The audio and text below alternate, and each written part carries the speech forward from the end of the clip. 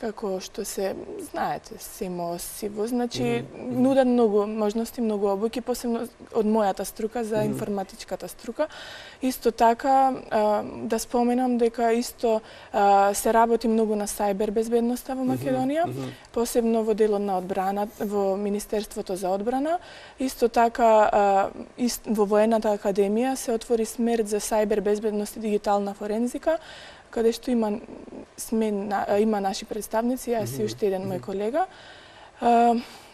Има можност за многу обуки, што е голем предизвик, затоа што сме во партнерство со многу земји на светот.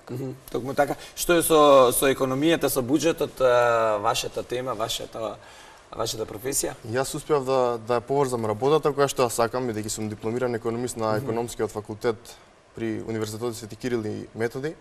Успеав да поврзам работата што ја сакам со институцијата која што ја сакам и добив две совршени комбинации во една. Јас сум инаку офицер за буџет и финансии, началник на финансиска секција во баталјонот за врски, кој што е самостоен баталјон. Баталјонот е на ниво од 300 до 500 луѓе. И навистина го сакам тоа што го работам. Ги повикувам сите млади лица до 28 години да конкурираат на овој конкурс кој што е излезен и ќе трае до 22 февруари, да се пријават, се бараат повеќе различни профили на луѓе со завршен прв циклус на студии, ги охрабрувам да се пријават, има неколку делови, некои од нив се елиминаторни, како што се физичката подготвеност и физичката подготвеност. Меѓутоа, навистина да се пријават. Сите се добредојни во армијата, чест и гордост е да се носи оваа униформа, значи јас сакам униформата и верувам дека за сите представува особено задоволство да се работи во армија.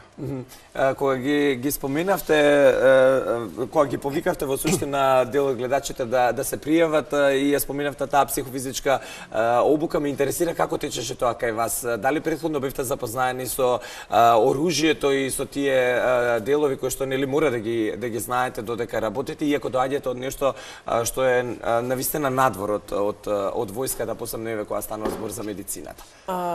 Не бевме запознаени, лично јас не бев запознаена многу во тој дел. Меѓутоа затоа трае и курсов, нели, затоа и е наменет курсот. Значи, особено првиот месец е наменет баш конкретно да направат прво од нас војници, за да можеме да бидеме нели офицери, и баш во тој дел ги учиме општите работи за тоа како треба да се однесува еден војник, како треба да се построи, сите оружја, сите делови на оружја. Имавме и така наречено огнено крштевање, значи првото гаѓање, додека бевме на терен на Криволак, бидејќи на курсот е вклучени тоа 2 недели како терен, чисто да видиме како оди и тој дел, тие терени и тоа дружба меѓу себе, навистина многу интересен курсот. 6 месеци е краток период, меѓутоа за тој краток период навистина многу се учи и особено еве од мојата струка медицината, затоа што војна медицина немаме вклучено на универзитетот за време на студиите. Специјален дел што беше од курсот беше навистина наменет само за тоа и многу научив и навистина многу интересно. Ги повикувам исто јас колегите кои што се заинтересирани за овој дел, кои што ги интересира ургентната медицина или пак воениот дел, односно војната медицина, да се пријават, затоа што има многу можности, има можности за специјализации и надвор од држава, за курсеви, за обуки со странски држави, значи навистина е прекрасно. Одлично.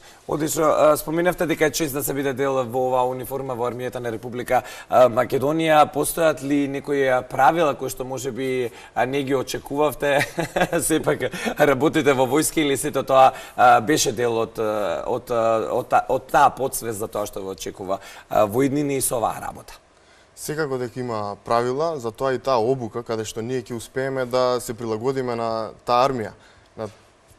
Затоа се трудат сите тие што не обучуваат да изградат од нас офицери пред се, а потоа и личности.